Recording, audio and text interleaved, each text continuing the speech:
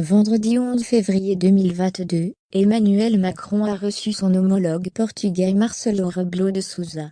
Ensemble, ils ont ouvert à Paris la saison croisée France-Portugal, qui va proposer près de 500 événements culturels, dans les deux pays jusqu'à octobre. Un grand dîner a été organisé pour l'occasion au Palais de l'Élysée.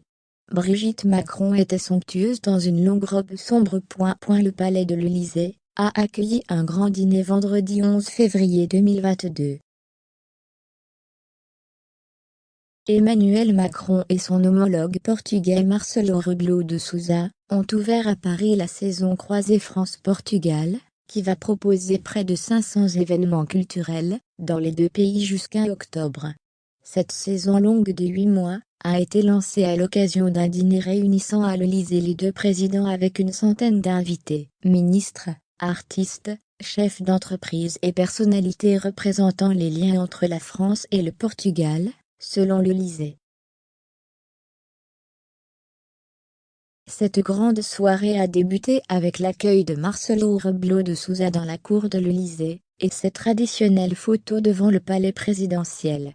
Emmanuel Macron était accompagné de son épouse, la première dame Brigitte Macron, à la pointe de l'élégance dans un look sombre. Habillée d'une robe bleu foncé, et d'un long manteau noir scintillant, Brigitte Macron avait relevé ses cheveux blonds, et portait de sublimes boucles d'oreilles pendantes.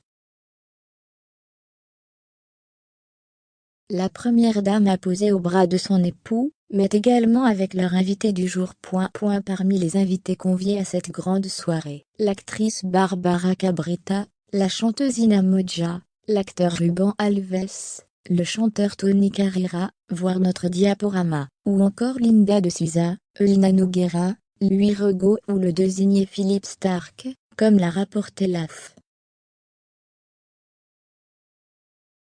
Plusieurs membres du gouvernement ont également participé à ce dîner tels que Jean-Michel Blanquer, Franck Riester, Elisabeth Moreno, Jean-Yves Le Drian, ou encore Barbara Pompili. L'organisation de cette saison avait été décidée lors de la visite en juillet 2018 d'Emmanuel Macron à Lisbonne, où il avait été reçu par le Premier ministre António Costa. Elle propose 480 événements, dans 87 villes en France et 55 villes au Portugal, avec la participation de plus de 800 artistes, chercheurs, intellectuels. Elle sera l'occasion de souligner la proximité et l'amitié qui lient les deux pays, incarnée par la présence en France d'une très importante communauté luso-descendante, et au Portugal d'un nombre croissant d'expatriés français, selon ses organisateurs.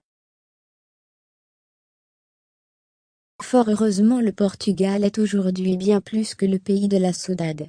Bien que fidèle au passé, et à ses traditions, c'est aussi le Portugal contemporain, et innovant que nous invitons à découvrir, souligne António Costa dans la présentation de la saison.